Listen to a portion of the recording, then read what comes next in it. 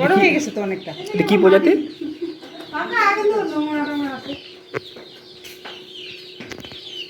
Cock. কয়েকটা ছোট আছে দেখছি।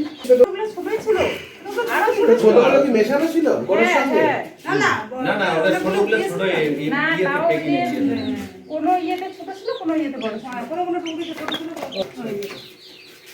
ওই আপনি তো ক্যামেরাম্যান, ক্যামেরা ওই।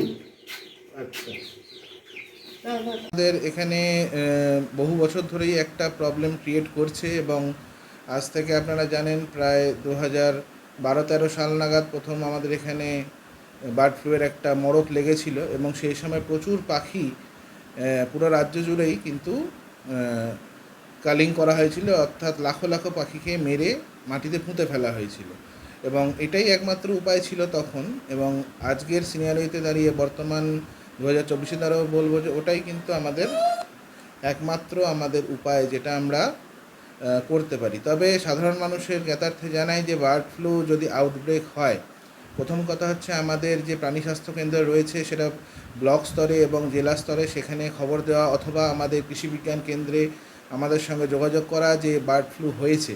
তো বার্ড ফ্লু হয়েছে কিনা সেটা আগে প্রথম বুঝতে হবে। কীভাবে বুঝ? তো বার্ড ফ্লু হওয়ার জন্য দেখুন এখানে যে ভাইরাসটা মেনলি আমাদের এখানে ভারতবর্ষে পাওয়া যায় সেটা হচ্ছে H5N1, আর একটা পাওয়া যায় H7N7। তো H5N1 এবং H7N7 দুটোর মধ্যে H5N1 ভাইরাসের প্যাথোজেনিসিটি অর্থাৎ রোগ তৈরির ক্ষমতাটা কিন্তু অনেকটাই বেশি রাদার দ্যান H7N7। তো এখন এই ভাইরাসটার দুরকম একটা লো প্যাথোজেনিসিটি, একটা হাই প্যাথোজেনিসিটি। যেটা লো প্যাথোজেনিসিটি অর্থাৎ যেটা রোগ তৈরি করার ক্ষমতা কম, সেক্ষেত্রে বিভিন্ন শ্বাসকষ্টজনিত সমস্যা, ঘসঘসে কাশি থাকবে, একটা সমস্যা করে শব্দ আসবে পোলট্রি ফার্ম থেকে, মুরগি ঝিমাবে, সর্দি হবে, ঘর ঘর ঘর ঘর করে একটা শব্দ আসবে, এই ধরনের একটা জিনিস আসবে এবং সেক্ষেত্রে মর্টালিটিটা একটু কম।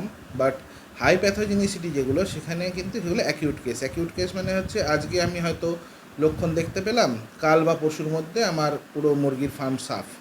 তো সেই হাই প্যাথোজেনিসিটির ক্ষেত্রে বিপদটা আরও বেশি এবং সেই